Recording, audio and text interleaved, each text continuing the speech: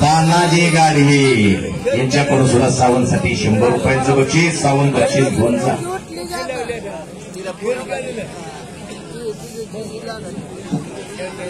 कुस्ती करा पैलवान, कुस्ती करा.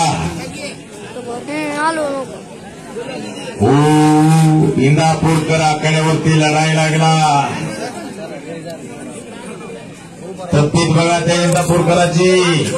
थोड्या दिवस केलं तर मला वाटतं सोहम चौरे हात वरते. इंदापूरचा सोहम युद्ध अजय ढोल शिराळा. हो,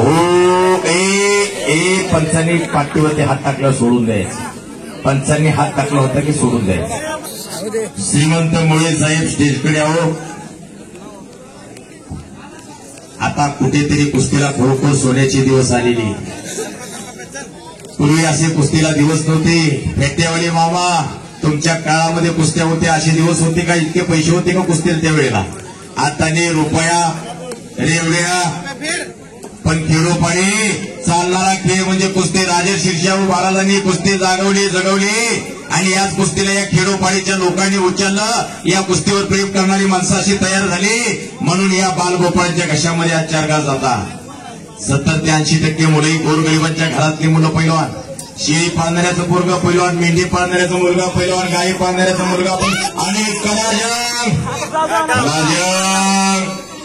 ते तरी सांगा आतमध्ये या.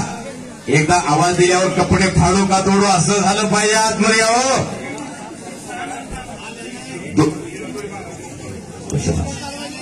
आजच्या मैदानातले 2 नंबरचे कुस्ती पैलवान रवी खेडे विरुद्ध पैलवान सचिन मुळे. तयारी करून आतमध्ये या. पलीकड झोळे, पलीकड छातीवर जाऊन बसला इंदापूरकर.